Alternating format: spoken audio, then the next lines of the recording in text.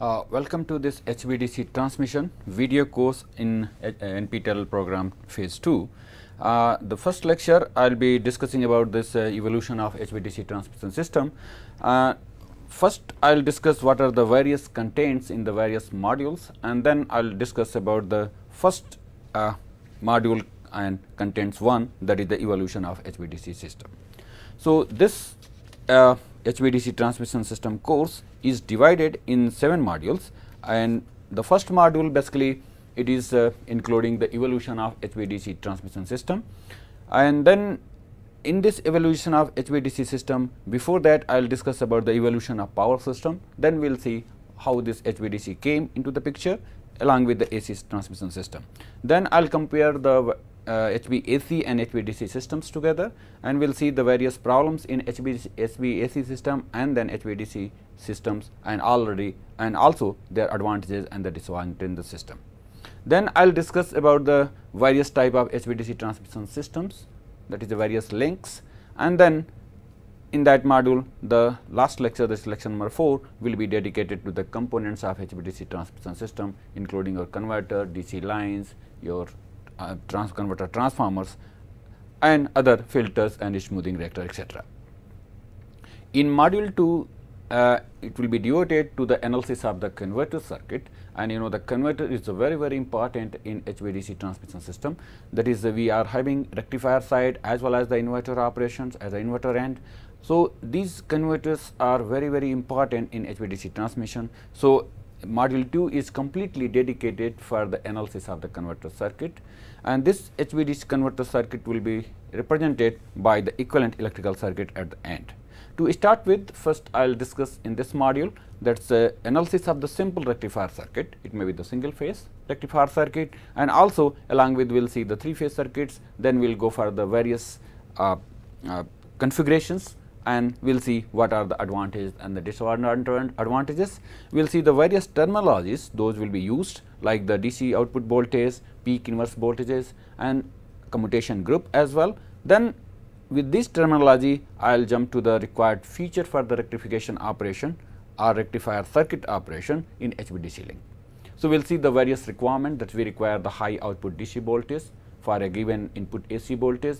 We require the better transformer utilization. We will also see the less peak inverse voltage. Also, we will be requiring that the harmonics should be minimum. So, these are the basically desired features, and based on that we will arrive the what should be the optimal configuration for this HVDC converters. After deciding the converter circuits, that is the 6-pulse converter circuit will be analyzed for the different modes of the operation. Different modes, I mean basically the overlap angle I will be discussing. Overlap angle means the one valve or one thyristor is taking current, and then it is another is going to be turned on, then how the current is going to shift it. It is instantaneous, that is ideal case. Then we will say the value of U, that is overlap, the current shifting from one valve to another valve. The value is the U angle. If it is less than 60, then it is mode 1. If it is a 60, then it is mode 2. If it is more than 60, then mode 3 and 4 operations we will see.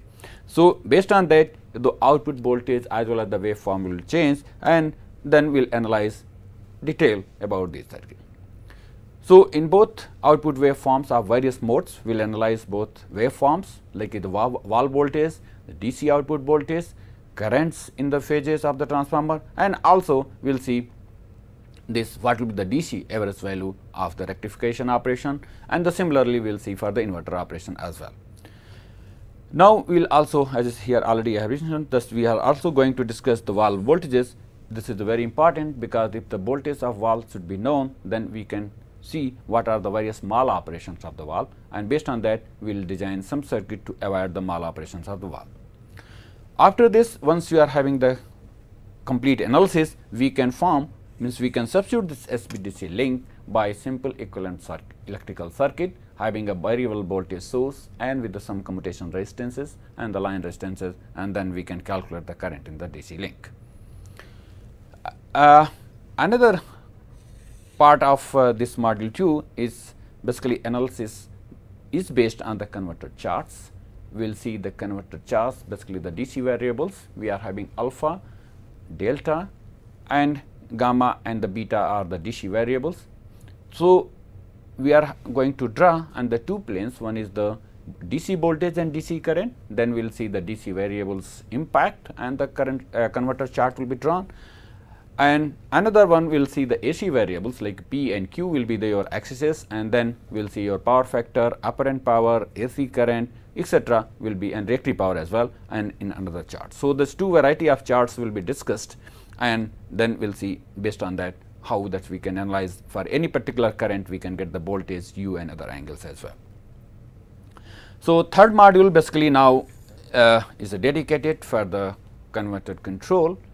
In the first lecture, I will be discussing about this what are the desired features of HVDC control, and then we will go for the various control modes. We will derive the control characteristic that should be the suitable for the HVDC transmission operation, and then we will discuss the various type of control schemes for the firing of the valves, because in HVDC this is the main what we are doing, we are generating the gate pulses to turn on your valves or thyristors, and then we will see the various comparisons of various schemes suggested by various inventors, and we will see which are the bad and which are the myths. We can say we are going for the demerits and the merits of the various control schemes. Another lecture will be dedicated for the energization and the de-energization of bridges. If your HVDC link is having the many more than two bridges in converter side or inverter side, and if you want to take one bridge out of operation for the maintenance and other purposes, then how you are going to de-energize, how you are going to bypass that bridge, and again once it is repaired, then how you are going to put into the HVDC link again. So, energization and de-energization are discussed in detail in this module 3 as well. Another aspect of here, even though if suppose your HVDC link is down for some maintenance or some problem in the fault in the DC line, then we have to start the HVDC line, then how to start it. So, the starting concept will be discussed, and also if you want to take whole HVDC link down for any maintenance, another repair or any other purposes, then what should be the stopping way procedures is basically discussed in your starting and stopping of HVDC link. In module 4, basically it is dedicated for the protection as well as the mal-operation of the converter circuit. So, the converter circuit mal-operations, the various mal-operations in the converter circuits are discussed, including your arc back, arc through, misfire, commutation failure, quenching, all will be discussed in detail along with the wave shapes of your output voltage as well as the valve voltages. And but the commutation failure, which is only occurring in your inverter side, it is a very frequent phenomena. It is discussed again in detail for the single commutation failure, or it is a double commutation failure. Single commutation failure means in one cycle it is only one commutation failure. If it is happening more than one, so it is called multiple commutation failure. So, in this module the first and second commutation failures are discussed, and we will see what will be the output voltages, what will be the impact of the valve voltages, etc. will be analyzed. Then we will see how to protect overall converter circuit. That is, we want to protect the converter circuit, we want to protect our HVDC lines. So, we are going for the over voltage protection, we are going for the over current protections similar to your AC current, and also we are going to have the differential protections for the checking the link differential current. So, the complete inverter as well as your rectifier side system protection is discussed. Another discuss here this smoothing reactors, basically the DC reactor I am discussing, and this DC reactor is, if it is used to limit the rate of rise of voltage or current, so what will be the inductance values. So, this is basically is discussed, and one problem is also solved. Then in this module as well the damper circuit, because we are having the various type of dampers like the voltage oscillations if they are there, then we are going to have the anode dampers, if you are going to have the current oscillations, if you are going to have a line oscillation. So, we are having the various RC and RLC dampers are used, and they are discussed in detail in this module. Module 5 is basically dedicated to design the various aspects, because we have to design the filter circuit, we have to design the grounding and the DC lines. So, to design the filter, we have to analyze the whole converter's operation and its So, we want to know what are the various type of harmonics. So, various harmonics, that is the characteristic and uncharacteristic harmonics, are discussed and analyzed for the 6 pulse operation as well as the 12 pulse operation of the HVDC link, and based on that we are going to design the filter circuit. So, we will see the various options for the, that is a tuned filter circuit, or it is a your bypass band pass filter circuits design. So, the design of the filter will be done in this lecture.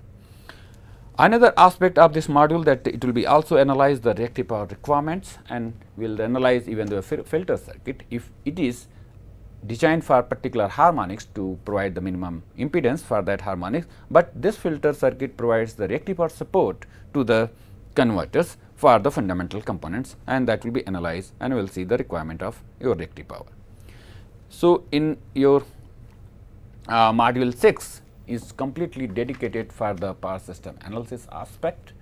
So, here first I will model the various components of AC/DC systems, including your DC, the base powers, etc. For AC and DC completely, we have to match the AC base powers and the voltage, and also the DC base power as well as the voltage, and then we will model them in detail, and later then we will go for the AC/DC load flow.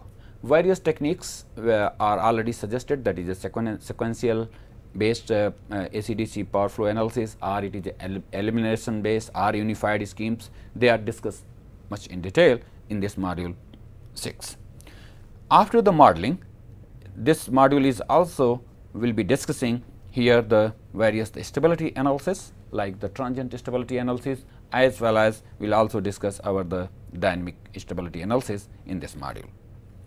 The last module, that is module 7, is basically dedicated for the diverse aspect, like new concept is arising. This HVDC light is basically using the transistor technology. It is very fast, as well as the communication requirement is reduced. It has various advantages, so that will be discussed. Also, we will discuss about the multi-terminal HVDC link, because till now up to the module 5th, I discussed about only the 2-terminal HVDC. So, in this 7 we will discuss the aspects, problems, and what are the advantages of multi-terminal HVDC links. Then the last lecture will be dedicated for this HVDC system that is used for the wind power generations. In the wind farm generations, the wind farms may be located very far from the actual load centers. It may be even though in off source, so it may be sea. So, we have to see how this HVDC system is useful and beneficial for the wind power and the green power generation in whole power system. So, these are the brief course contents of this HVDC transmission system video course, that is NPTEL phase 2. Now, as in the first part of this lecture, I will be discussing the evolution of the power system. Then we will move that and we will see how the HVDC system came.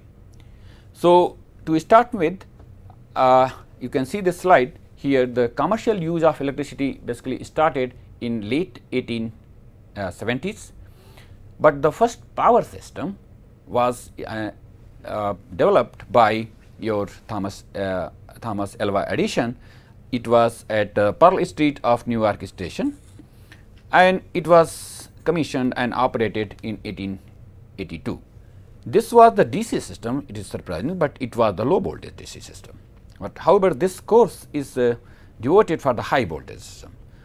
So, that time the high voltage DC system was not possible, because there were several problems, like your generations, because it was the DC generators which was used, and also to transmit the power, the insulation and other problems were there. So, this power station, the first electric power station, which was the DC, it was consisting of DC generators, then it was using cables, fuses were used for the overcurrent protection, and it was providing the load, and this load was nothing but it was simple incandescent lamps were there, the simple bulb loads were there, and it was feeding to only 59 customers in the radius of 1.5 kilometers. So, it was a small system, but it was a complete in the sense, and it is said the power system, because a power system should comprise of generation, transmission, as well as the distribution. So, it was consisting all. So, that is why it is called, it is a first electric power system. It was the DC system, because the DC generators were used, and at that time AC power was not even though invented. So, the DC system was there. In 1884, the motors were developed by the Frank Sprague, and with the addition of these motors in the DC system make the electricity more and more usable, and people were more and more preferring this electricity, because now for using the electricity only for the lighting purpose is not very much appreciated, but the using the load, the motors load, and these motors loads, the mechanical loads, you can just connect it, means you can achieve various applications in normal human life, you can say. So, the motors were added in the system, but in 1886 the limitation of the DC system becomes apparent with the two aspects, that one is the voltage drop and high power loss. To minimize this, we require some transformation of the voltage, which was not possible by the DC system. So, people were starting thinking for the new one. At the same time, the transformers and the AC distribution system of 150 lamps developed by the William and Stanley for the Westinghouse was developed at the same in 1886 nearby. So, the limitations of the DC was arising, and now the AC and DC system this started arguing to each other, because the DC system was educated by the Thomas Alva Edison, and AC system was educated by the Westinghouse, because this Westinghouse purchased all the patents of the AC. We will see the later on. So, the first AC, this is the first AC transmission system, was basically commissioned and operated between the Willamette Fall and the Portland, Oregon. This was the single phase. Even at that time the 3-phase AC was not invented, and it was having the 4 kilovolt, and it was feeding the power over 21 kilometer. So, it was a bigger, because AC system DC system was not feasible, because this much distance if you are going, then you are incurring more loss and high voltage drop. So, in 1889 the first AC transmission system was operated. In before that, even though Tesla, this Nikola Tesla developed so many polyphase AC systems. Basically, he had the patents of generators, AC generators, motors, transformers, transmission lines, etc., and all these patents were basically purchased by the Westinghouse. So, the Westinghouse now started developing the AC system, AC power system I can say, and the Thomas Alva Edison always educated for the DC system. So, the parallelly AC and DC systems were existing for the different pockets of the all over the world, and the fight started that whether we should go for the AC system or the DC system, and due to the limitation of the DC system, the AC won the race, and DC system slowly and slowly phased out. So, that is here already in 1890s it is said the controversy whether the industry should westernize AC or DC. Edison, who educated DC, was favoring the DC. However, the Westinghouse, who had the lot of patents of AC system, educated for the AC systems. So, AC basically becomes more and more feasible, because it was possible to increase the voltage by the transformer actions, and also it is a simpler in terms of generation and the motors, and it is a rugged and very versatile, and then it was the DC system was slowly and slowly dismantled, and the AC systems becomes very, very popular. First three phase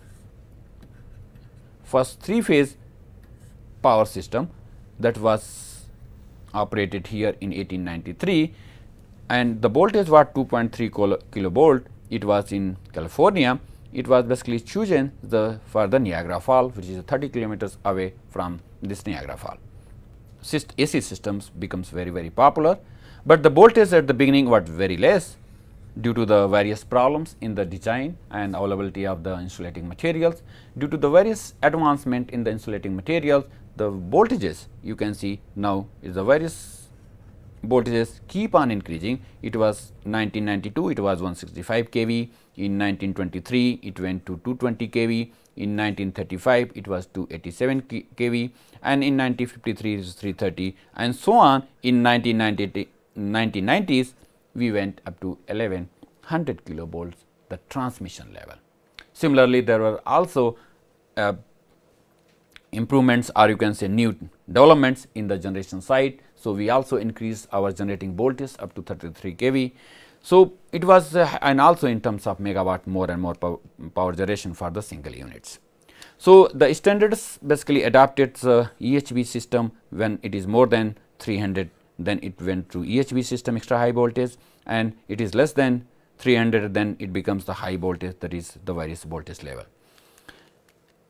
Now, these voltage levels were the different for the different countries, and each countries are having the different sets of the various voltages, because they have to use the transformers. So, it is not that we can have the n number of the transformations and the transformers. So, all the countries they standardize the various voltage levels to have the interconnections, because the interconnections also had a lot of advantages when we keep on growing the AC system, AC system, sorry, and then we keep on interconnecting them to make better and better reliability, and also to decrease the cost, and so many other advantages, as you know, the interconnections advantages.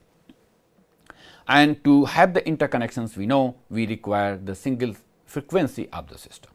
In the beginning, it was witnessed that the various frequencies were existing all over the world, and now due to the interconnection problem, it was realized that there should be the single frequencies, and then the two frequencies after that were standardized, like the 60 hertz came to the US and the Canadian countries, and the 50 hertz came to the Europe and the Asian countries.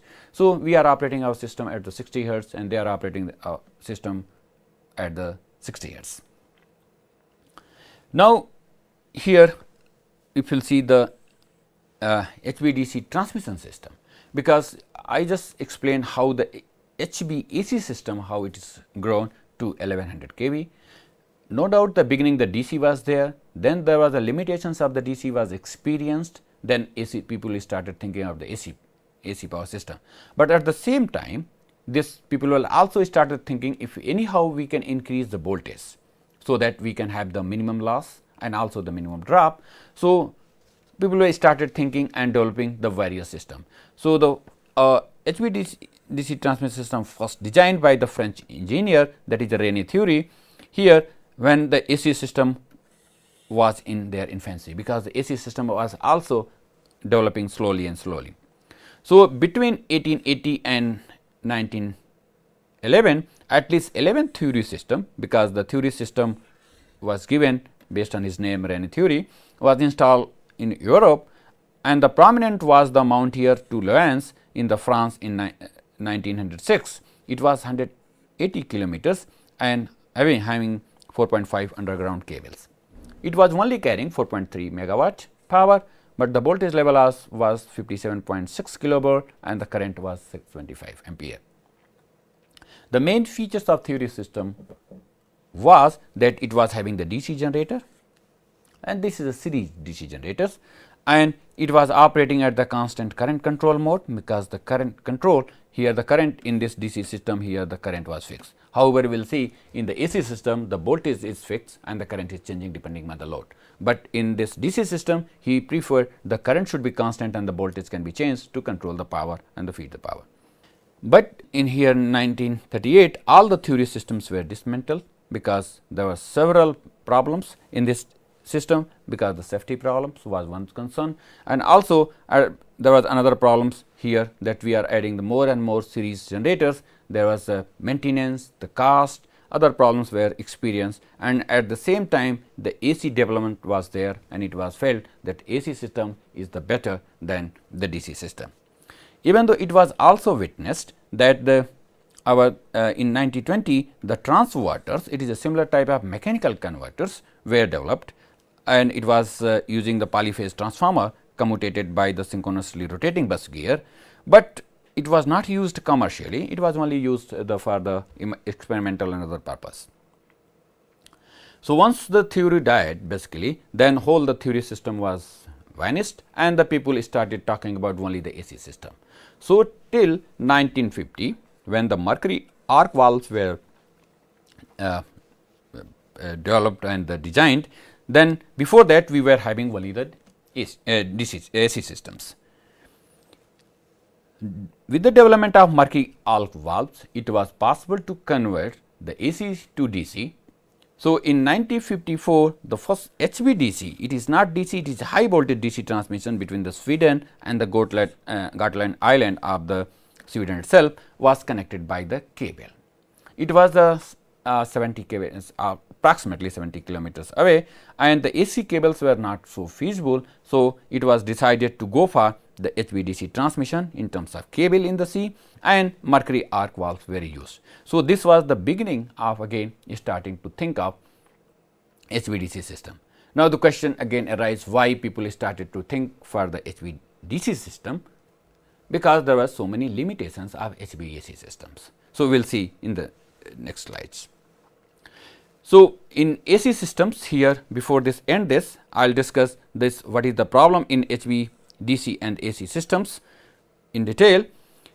Basically, in this AC system, the major problem in the AC system is that we do not have the power control. So, I can say the stability problem. Stability is the one concern if you are going for more and more power transfer. So, this is stability issue. Another is your reactive power requirement. Then third is your the Ferranti effect. Ferranti effect also it will be discussed. The Ferranti effect is nothing but your receiving end voltage sometimes become higher than your sending end voltage, especially due to the charging or the capacitance between the line to ground and the line to line. And fourth, that we do not have the power control facility, power control.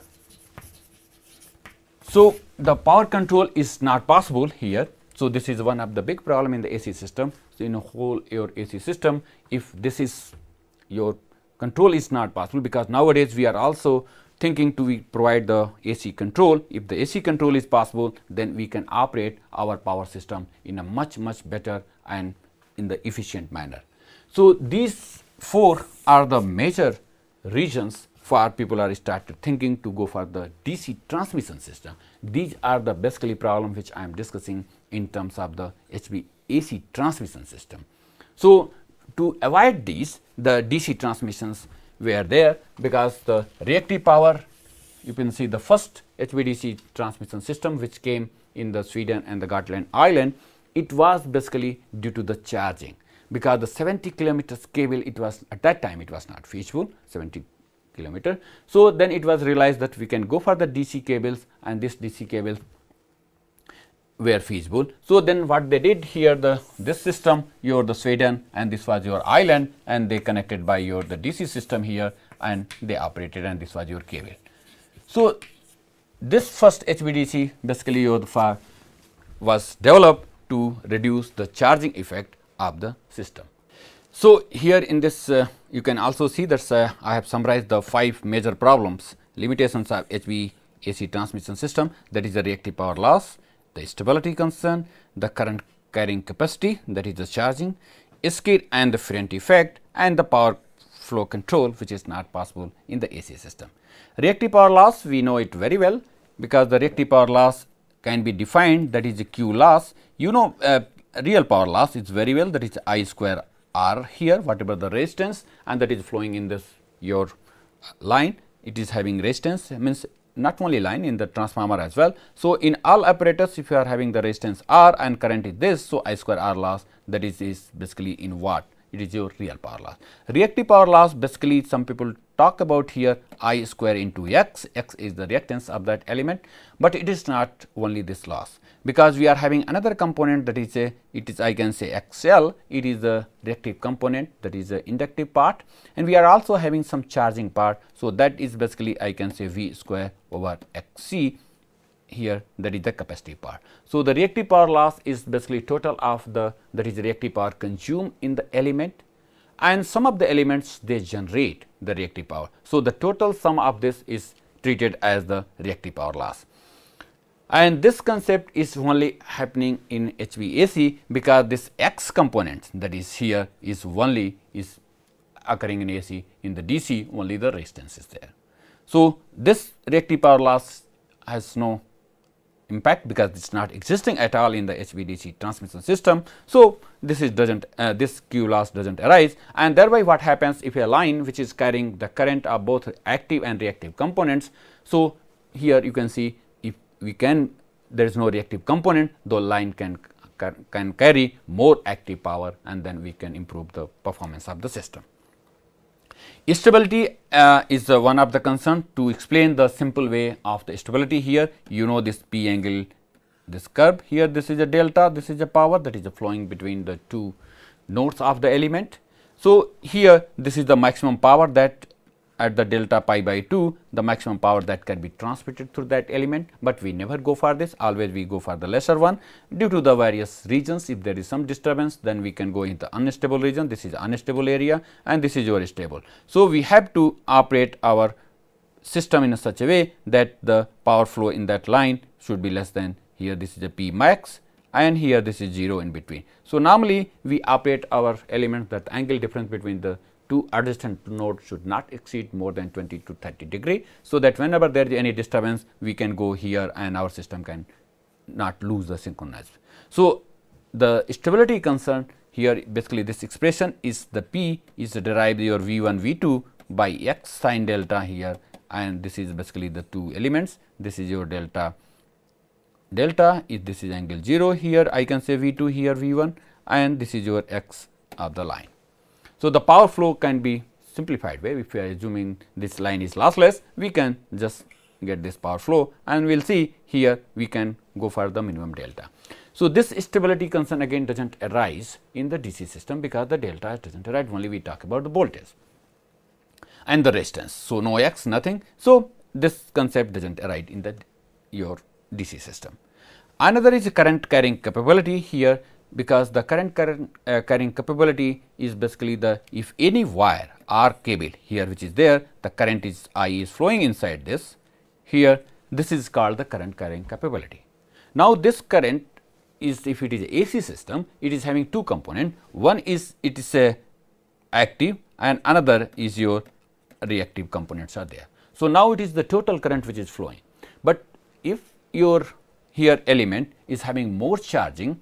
So, what happens, it is a more, let us suppose capacitive here elements are there like cable. So, even though you are not taking here any active power here, this there is a possibility the current which is drawn here, it will be the rated of this cable, because due to this current which is flowing here in the charging. So, the current carrying capability of the AC elements or transmission line or your cables are very less compared to your DC, because there is no reactive component of current flowing over the cable or the transmission line. So, that is why here, as I mentioned, this if you are going for the cable longer than 50 kilometer is very costly, and earlier it was not possible, now it is possible, and it is not very much feasible, that it is better to go for the DC system. Another here, that is your skin effect. Skin effect is nothing but, if it is AC system, here the current, this is your complete conductor area, current will try to go from outer side due to the, again the frequency of the system is more frequency, current will go more outer side. So, here the current is non-uniform, because the in between at center the current will be less, outside it will be more. So, what happens, the density of the current in this over this area of the conductor is different, and that is why the resistance, effective resistance will be more, and thereby the loss will be more.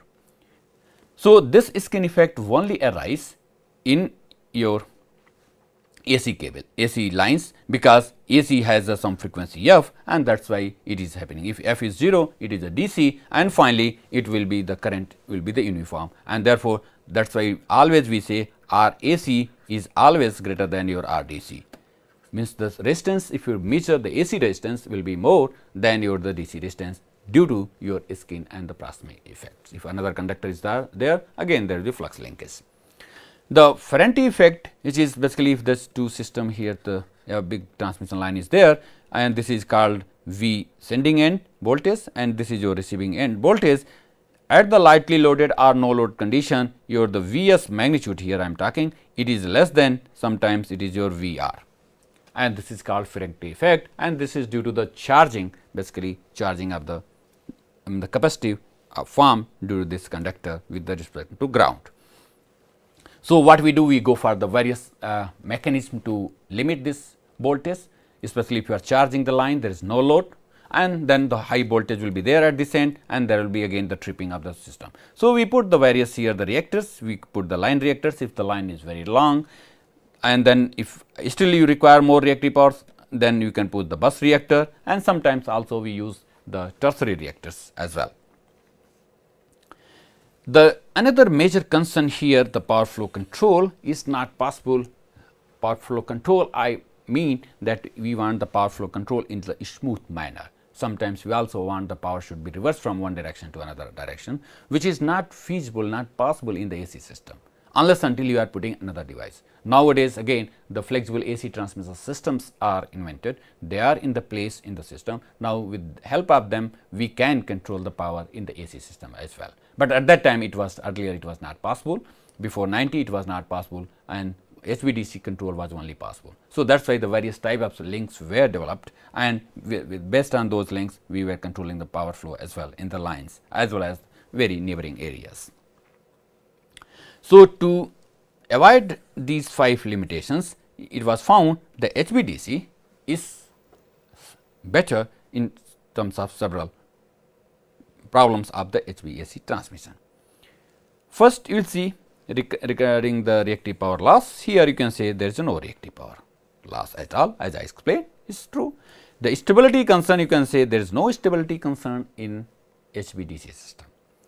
No doubt it is not mean that we can flow up as much as power in any transmission line, HVDC transmission line. It has some limit, but that limit now is your thermal limit. However, in the AC system, we are having thermal limit and stability limits and the voltage regulation limits as well, but it depending on the length of line, which limit is coming first is basically decided by the length of line. If length is very long, your stability limit is the governing criteria than the thermal limit, because thermal limit value is very high.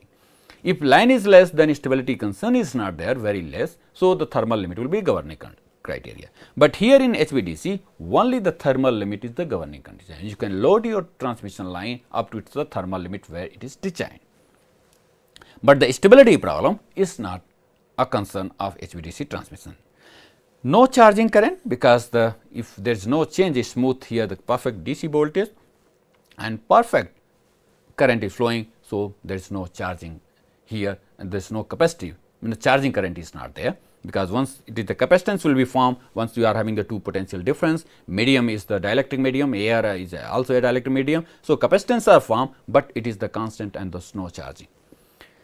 Here no skin effect, no Ferranti effect, because the charging is not there. Skin effect is not there, because again the frequency is 0 here in the DC system, and the power flow control is possible, that we can control our converters in such a way that we can control the power, because the DC power here, it is a P DC is your V DC into your I DC, means the DC current multiplied by the simple DC current, but and this is called your P DC. However, your P AC is your the voltage, AC voltage, and your AC current into the cosine theta, then theta, or here I am writing theta is the power factor angle between the voltage and current, and the cosine of this, it is a power factor. Here the PDC can be controlled by the voltage control, can be controlled by current control, or can be controlled by both, but we prefer the current should be the constant and the voltage can be varied, and thereby we can vary here the DC power. So, here basically what the DC power is very effectively controlled, even though it is not only controlling from 0 to its maximum value, it is also possible that we can control its the minimum value in the negative direction, means because the voltage can be vary from minus V to 0 to plus V, so that we can have the power reversal also with the help of this HVDC link, and that means you can have a full 2 quadrant operation, because the 2 quadrant which I mean here, this is your ID, we are, as I said, ID is a constant, and your voltage here, the positive voltage here, negative voltage, you can operate this and this coordinate very effectively, and then you can basically control the power from one end to another end, and as well as you can return it back. So, the controllability here is very better and very effective. But some other advantages, minor advantages are also there with your HVDC transmission system, that it is said that it requires less space compared to the AC system for the same voltage rating and the size. Because the same voltage here, if you are having, let us suppose 400 kV system, 400 kV system means you have to design this 400 kV is your RMS value. So, you have to design your system for its peak value. and peak value here is nothing but multiplied by under root 2. So, you are going to multiply this, your design is basically, but in the power here calculation is a 400. So, what happens, you require the less space in terms of, suppose you are having the insulators, if you are the cross arms, and also in the substations clearance here and there, we require the less space in the DC due to this factor as well, because we always see the peak inverse peak voltages for the AC system. Another advantage here, that the ground can be used as a return path. In, as we will discuss in the next and other lectures, that the various type of links are feasible. It is called monopolar, bipolar and homopolar. In the monopolar, only one pole, one wire is there, and the ground is used as a return path. So, we can use the ground as a return path, means we can minimize, we can reduce the cost of the conductor. But it is not very practiced, because if you are using ground current, then there are so many other problems like the communication interference, there will be some erosion, there may be some, if there is some potential is developed, and some there is shock and safety measures as well. So, ground is used as a return path, especially in the emergency conditions when there is one problem in the one pole. So, then we can use the ground as a path for providing the power for the limited period of time. Especially in the bipolar, if one pole has gone, then we can use the another pole as the monopolar operation, and we can operate, we can give the 50% power transfer from one area to another area. So, this is another advantage, that it is possible if AC system fails, you have to completely shut down and then you have to maintain it. Another advantage is the less corona loss, because the corona loss, you know, it is the always this proportional to F plus 25. Here that is I can say PC corona loss is a proportional to this. You know, the in DC F is 0 and your AC is here F is 50 or 60 hertz. So, it is the more loss in AC system compared to your DC system. So, what happens here, the corona loss in HVDC system is less compared to your DC system. Another is radio interference. Here the RI, if frequency is 0, so radio interference is 0, but due to some harmonics and other thing, there may be some radio interference, but this value is very less. So, overall we can see here that the advantage of HVDC is basically taking place, and it is trying to minimize the limitations of HVAC transmission system, but it is not, HVDC is not having limitations.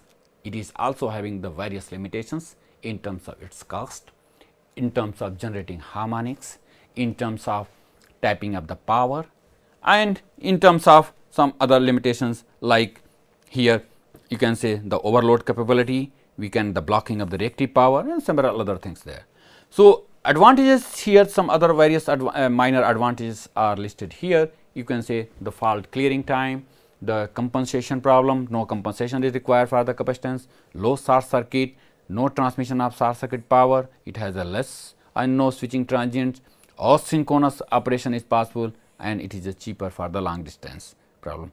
So, all these again we will discuss in the next lecture, but in this lectures my main intention is to give you a concept why this HVDC transmission system is taking place all over the world, especially for the long distance transmission.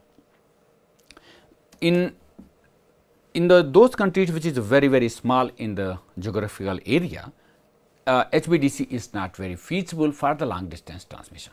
So, we are having basically the three types of HVDC links for this control of AC DC power system. One is called your, if you want to have a bulk power transmission,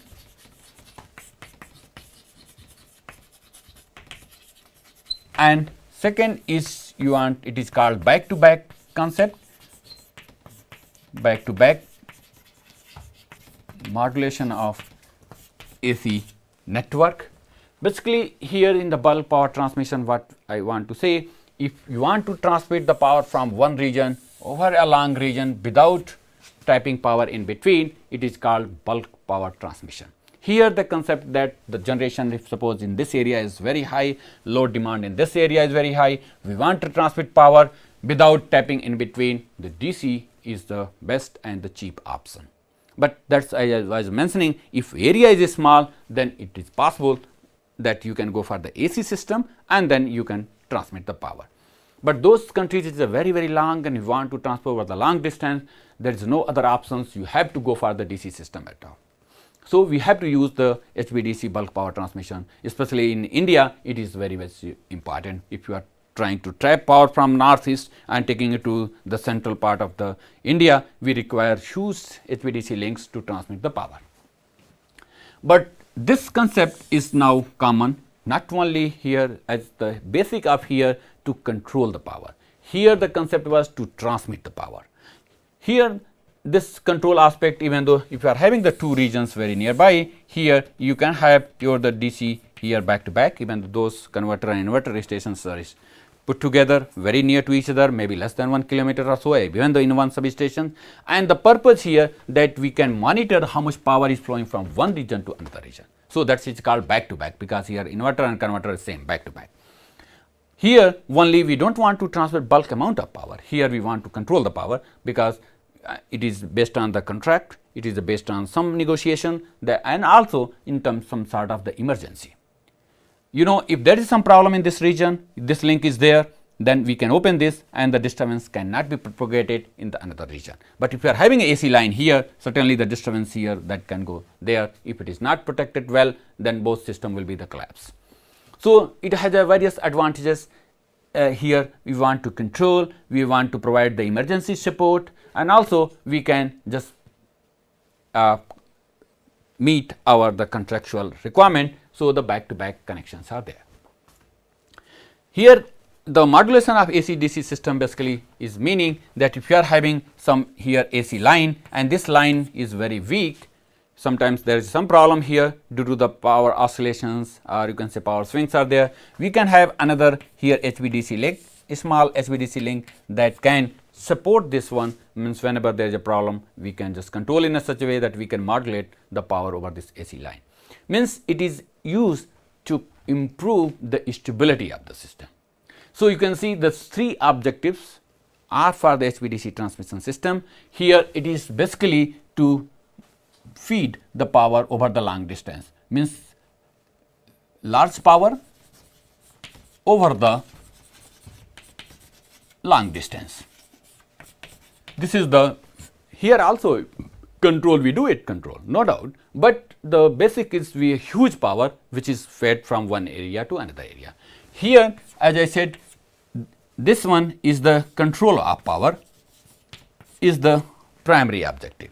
Thus we can control the power how much it is going. If it is AC system is there, so if this area is drawing more power, it will be flowing here without any control, you cannot control here. But the DC here connection is there, you can fix the power, it cannot take more power from this area unless until this here controllers are tuned for this one.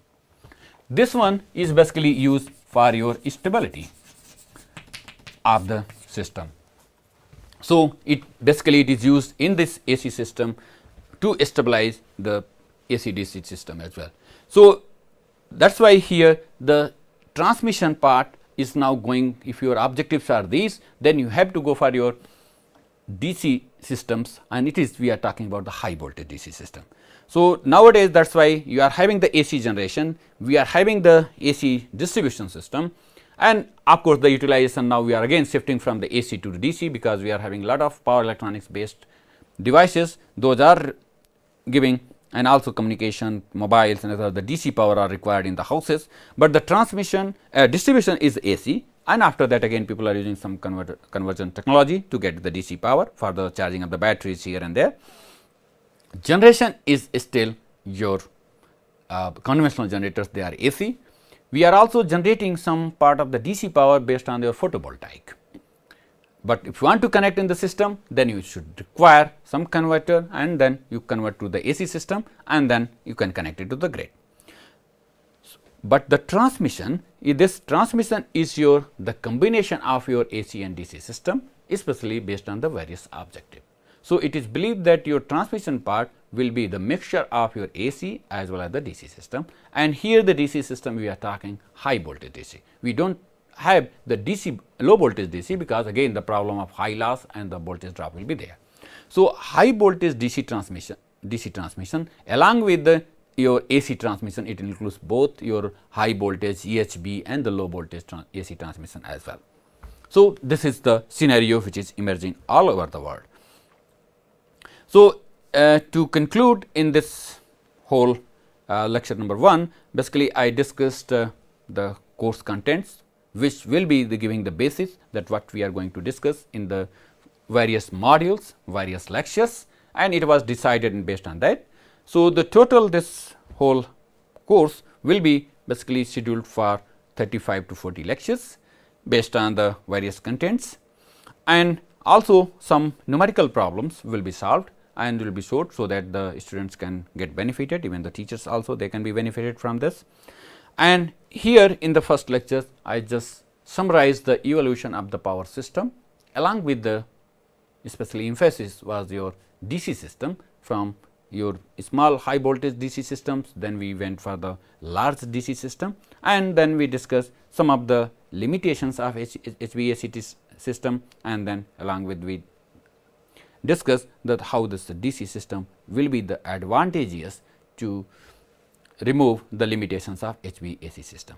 So, the various disadvantages are also there, that will be discussed in the next lecture, and also we will discuss the various type of links in this module, and also the various of component, the basic background will be given in this module, so that we can move to the various modules. Then it will be analysis, control, the protection, then analysis, and then we will see the total performance of HVDC, DC and the AC system as well.